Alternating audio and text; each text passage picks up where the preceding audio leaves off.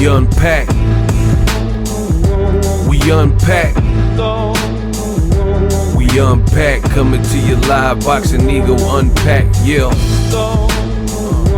We unpack. We unpack. We unpack. Coming to you live. Shakur Stevenson says he is picking Roach in a rematch with Tank Davis. Yeah, let's get unpacked. And we are back. Now, Shakur Stevenson was at Michaela Mayer's fight. They're friends. He wanted to check it out. And there was a media scrum where Shakur Stevenson was being asked questions about various things, like Devin Haney. And if you want me to make a separate video about what he said about Devin Haney, just type in the word Devin Haney in the comment section. If enough people do it, then that'll notify me that you want a video about that. But in this video, I want to focus on what he said. Although it was brief, I like it because it's on wax. For starters, it was a media scrum. So a reporter said, "Did you really make $20,000 betting on the first fight with Tank and Roach?" Shakur Stevenson replied, "On my daughter's life, I made $20,000 betting on the fight." So, I mean, Shakur is younger than me, so I don't play, like, even if you're telling the truth, I don't like when people put stuff on like family members and stuff. I don't know. To each his own, I guess. But for me, I don't do all that. Like, my thing is this. I said what I said. Like, when I do these videos, even, some people think that I'm just making up videos trying to get views. I get views on anything. You know what I mean? I'm not one of these new streamers where I got to do this shock value stuff and prank and do all this extra stuff to get people to watch me. I've been in the game. I'm vested. People come, they want to hear my opinion on stuff. So I don't understand why people feel that I would ever even put things out that I don't believe in just for content and views. So my thing is this. I'm going to tell you what it is. You can believe me or you don't have to believe me. I don't really care either way. But I'm not going to over explain it and all that and put it on family members' lives. I'm not doing all that. Ego rant over. So he said on my daughter's life, I put that on my daughter that I won money on that fight. For me, like I said, it's not that serious. You're going to believe me or you don't have to believe me. If I know I bet 20,000 and I bet whatever and earned 20,000, then my bank account is enough proof. I don't have to prove it to media or anybody else if that were me. But to each his own. Now, speaking of the Tank Roach fight, Shakur goes in and he says that the reason he knew the fight was going to be tough is because he used Roach for sparring, and that was for the Oscar Valdez fight. And he said in doing so, he knew that Roach was a good fighter and his style of fight would be problematic to Tank Davis's style, right? And he says as a result, he did what he did, won some money on it. But I want to focus what you guys seen in the title. He also says that he is picking Roach to beat Tank Davis in a rematch. Now, I've already reported that my sources are telling me June 21st, the rematch is going down. But even if the date changes for some reason, it sounds like the rematch is still going down. So that is great news for boxing fans. Roach was, I guess you could say, Tank's most difficult, tough puzzle. He could take a punch. He took the body shots. He was countering. I have nothing bad to say about the way he performed on that given night. He came out, nothing to lose, and he was trying to win the fight. The fight ending in a draw, I told you, a lot of people, and this is why I'm glad Shakur put it on wax. I am so glad, because what I noticed, and again, this is one of those things I said earlier in this video. You could believe me, you don't have to believe me. I don't really care.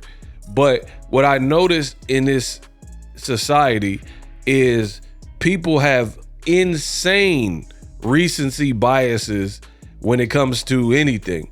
Like, there'll be a great movie and the movie came out in the 90s, and then a new movie came out, and then people will be like, oh, this new movie is way better than the 90s movie. But then realistically, is it? Rest in peace to Val Kilmer. Val Kilmer had classics. One of my favorites, huge loss to cinema. The Doors, amazing portrayal of Jim Morrison. Coming baby like my fire, right? Heat, all-time classic. I'm giving you guys gems. If you haven't seen these flicks, you might want to. One of the greatest shootouts and heist scenes in cinematic history. Shout out to Michael Mann. Rest in peace to Val Kilmer, Al Pacino, and Robert De Niro. Tombstone. I don't see how Val Kilmer didn't even get nominated for his portrayal of Doc Holliday. My favorite rendition on that character of Doc Holliday in the Wyatt Earp tales in Arizona in Tombstone, right? So again, back to what I was saying, people have a crazy recency bias where these recency bias, they'll be like, it'll be a new, let's say a new Western. They'll say, oh, this is way better. But then you go watch Tombstone. Tombstone is timeless. When you have great music, like Michael Jackson. Michael Jackson has music, you could play it for a kid who wasn't even alive when Michael Jackson passed. And they'll probably feel the music and start dancing, little kids. So that's timeless.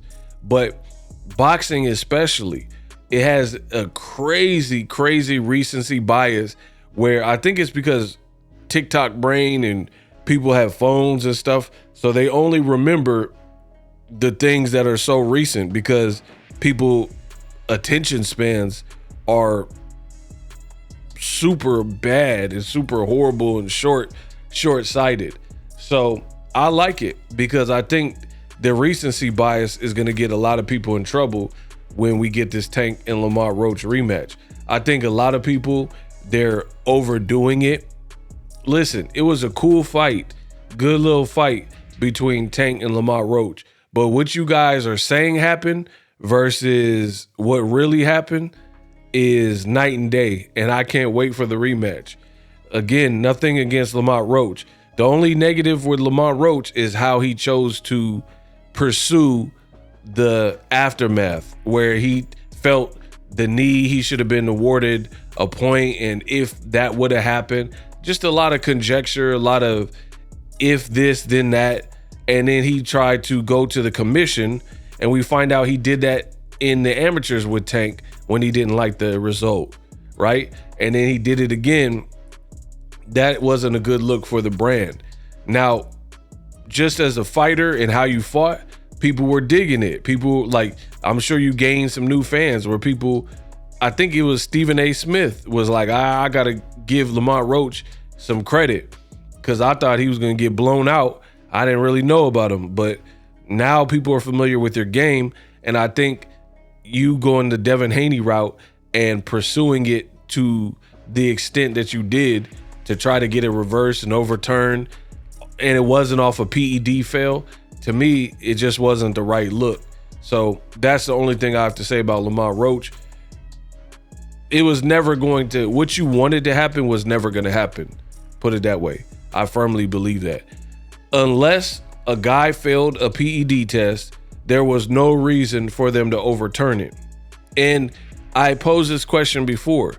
If you have a great team that cares about you so much, because Lamar Roach, when people were flaming him for going to the commission, trying to snitch out Tank and get it reversed and get Tank disqualified and all that, that just looked like snitch behavior, right? But here's the reality. If you're saying your team cared about you, that's why they did it. So of course they're going to look at your best interest. But if they cared about you so much, then why didn't they make a deal about it in real time, and then you could have got something resolved? Who waits until after the fight has concluded to kick up dust? So to be honest, your team is not as strategic as you're making them out to be, because you waited until after a point in time where it would have surely been harder to correct it. You know what I mean? Like, if you, let's say you're at a job interview, right? And you are confused about the pay. The best opportunity that you have to ensure you get the pay, like let's say you wanted 19 an hour and then you weren't sure if they were going to pay you 19 an hour or if it was going to be, if the guy said 15 an hour, right? You should situate that before you leave the interview, because what happens if he interviews 50 more people and then he forgets the number, or something happens along the way and you don't have it like squared away how much you're getting per hour and you really want this job? You see, it's always going to be easier to address situations like that in the moment. Again, if you have questions about your pay before you sign contracts, before you go home, before you leave the interview, you should get that squared away so you know how much you're making. You don't want to leave that to chance and then it's not recorded, and then he passes you off to the HR person and then they got you down for 15 an hour, but you guys discuss 19 an hour. You know, you get that type of stuff sorted before you get to the next level. So to be honest, that's what Lamont Roach's team should have done. They should have addressed it in real time and tried to say, hey, run the instant replay. We're not coming out until this is looked at, right? And then now you have a pay-per-view event and you can hold up the event. You have a little bit of leverage and a little bit of power. But when you wait, and then wait till after the fact and then snitch to the commission and say, oh, Tank should either A, be disqualified, or B, he should have a loss. I mean, that's just corny, to be honest. That's just corny, because who wants to give another fighter basically a court-appointed or commission-appointed loss when they didn't fail a PED test? Like, I get it. Something unnatural was in your system and you want that no contest, no decision. But a blown call? I mean, how many fights? I said the same thing from the beginning.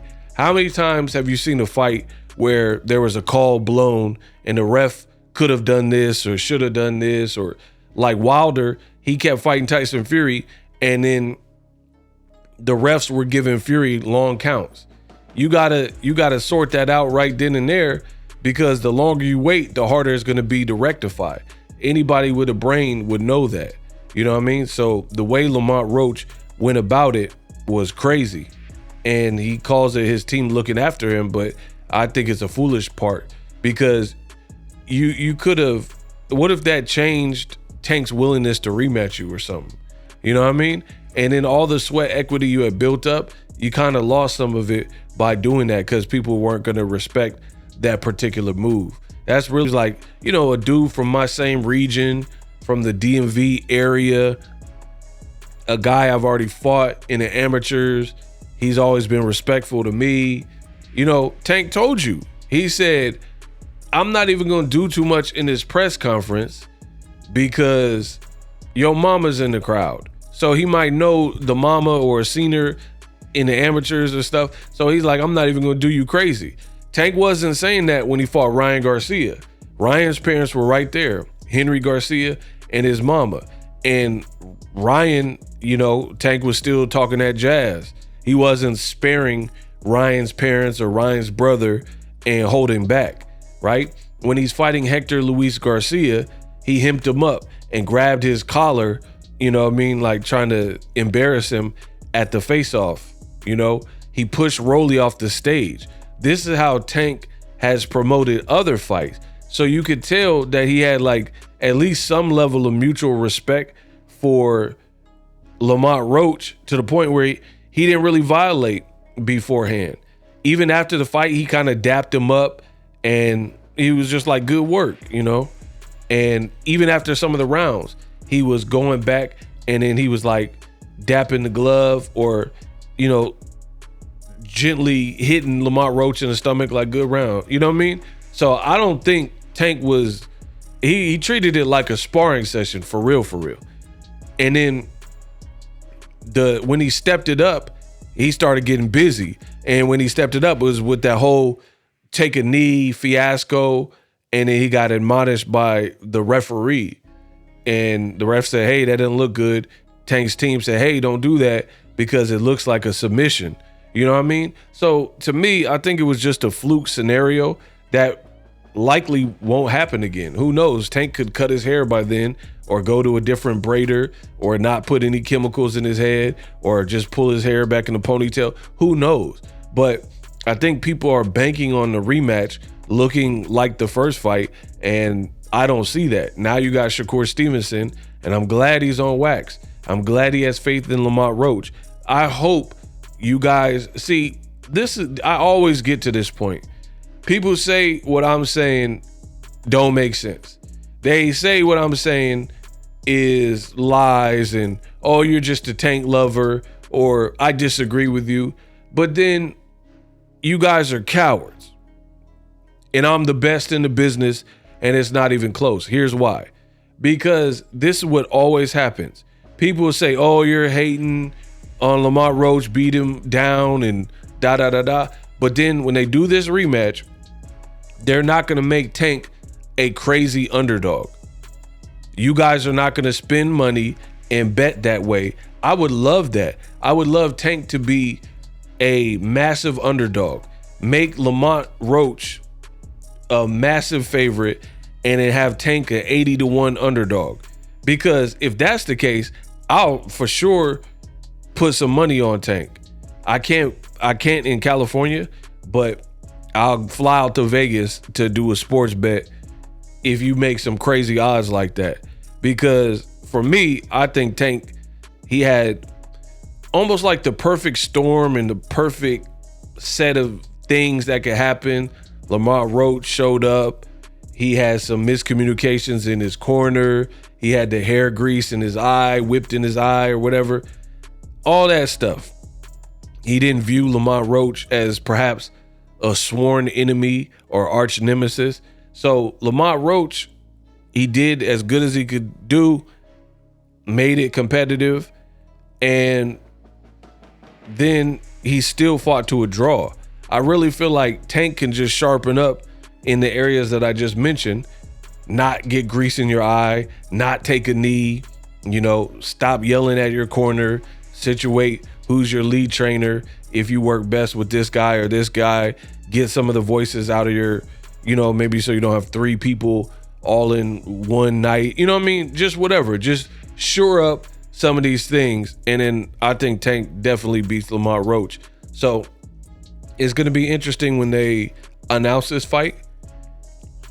The other thing is, I think Tank is going to be more menacing in a rematch. Like, because he's going to feel, I'm sure he's been quiet right now.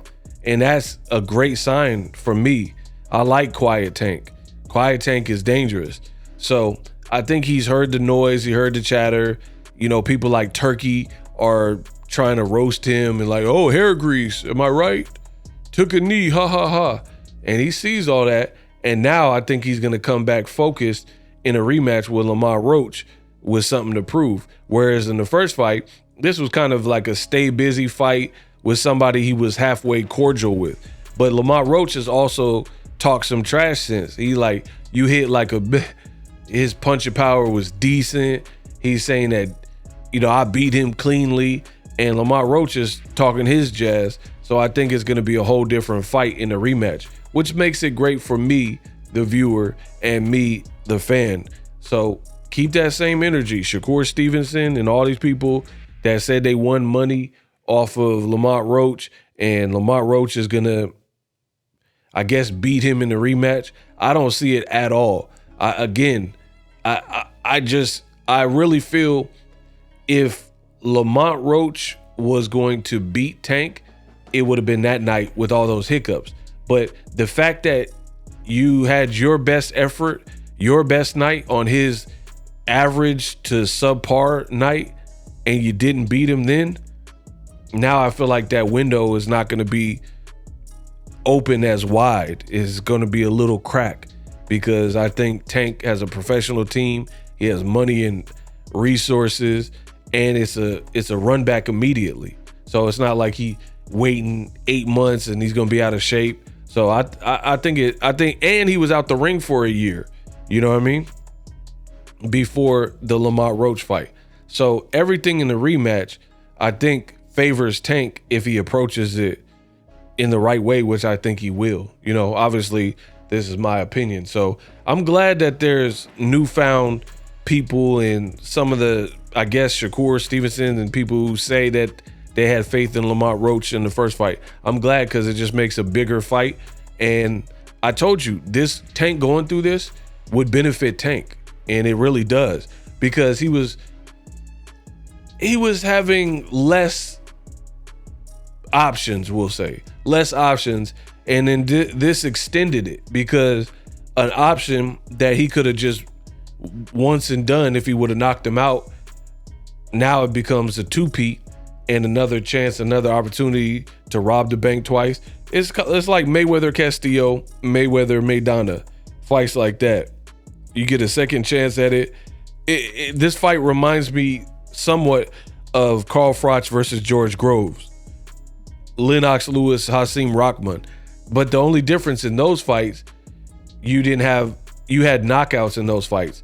Like Carl Froch came from behind, had a controversial stoppage in the first fight, and then he came back and obliterated him in the rematch, George Groves. And Lennox got stopped by Hasim Rahman. Tank didn't even get stopped. He just had a subpar night. You know what I mean? So I don't see what some of you guys see. I don't think, because I don't think Lamont Roach did anything quote unquote wrong. I don't think he fought wrong or fought a bad fight. Tank, if anything, he was the one that could clean up his work. You know, stop arguing and yelling with your coach. When you took a knee, I think it threw Tank off his game plan a little bit. You know what I mean? Because people were like, oh, he took a knee, you know, and that's how boxing works. Sometimes these little moments, you know, knock you off your rocker. Little things, like a cut. Watch Manny Pacquiao. See, I watch boxing. I study this sport. Watch Manny Pacquiao. I believe he's going to birthday by woo. Right? When Manny Pacquiao had the first fight with Eric Morales, he didn't get to wear the gloves that he wanted, and he's a superstitious dude, Cleto Reyes gloves, right? So that was one issue. And then he also got a bad cut in that fight, and he wasn't used to being cut in the fight. That's what this fight reminds me of. Eric Morales won the first fight, you know what I mean? But everything that could go wrong for Pacquiao kind of went wrong.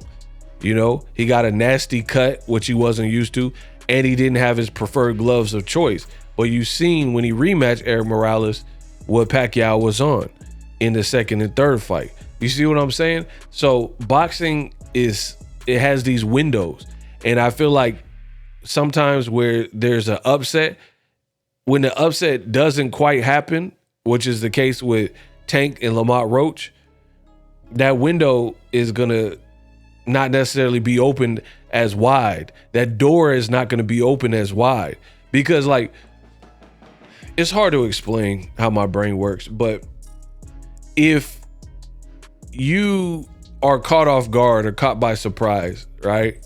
It's gonna be very hard to do it twice. Like if you caught, like let's say you went out to the Bay Area and somebody robbed you, and now you might take that experience and then be like, all right, I'm gonna keep the stick on me. I'm gonna I'm gonna have a plan. Like that's what happens when people go through stuff. You know what I mean? And I'm not trying to use a grimy example. I'm just giving you guys an example. Is if your car got broken into in the city, right? Maybe you left something on the seat and you didn't think they would trip because you were only going to be in and out 5 minutes, and then you found out in the Bay Area they bipping, right? You're gonna be better prepared for next time. So that's it. Tank escaped with no knockdown and a draw, and I really think he should have won. But again, y'all not ready for that conversation. He really won the fight. It wasn't much crazy going on until the knockdown, alleged knockdown, where people started to even trip. He was winning the first half of the fight, and then the moment he took that knee, that's where people try to ride off into the sunset with that controversy. But I don't know. I don't see it like some people see it. So I think Tank, what I'm getting at is Tank is going to be better prepared. It's going to be hard to catch. It's going to be hard to catch an elite level fighter lacking twice. Like you look at Manny Pacquiao versus Jeff Horn, right? Jeff Horn allegedly beat him. I still thought Pacquiao won the first fight. But if Pacquiao would have rematched Jeff Horn, I think he would have beat him, because now maybe you didn't know who this guy was and he caught you off guard, or he hit harder than you thought because he was just some random Australian school teacher. Now, after going rounds with him, 12 rounds with him and losing, or even if they would have gave him the win, if he did a rematch, you kind of know what to expect. And I think that's the case here. So I'm glad Shakur Stevenson says he's picking Lamont Roach, because when this fight's announced, we gonna see. We unpacked. Live streaming can be tough, which is why I use StreamYard. Click the link in the description for StreamYard, which is an awesome tool that enables you to set up your stream with ease of use. Get great results with live streaming. It's what I use. Stream to social media with ease with StreamYard. Live streaming is here to stay. Engage with your audience using StreamYard. Great way to reach out to your audience and connect. So you need a tool that can do that.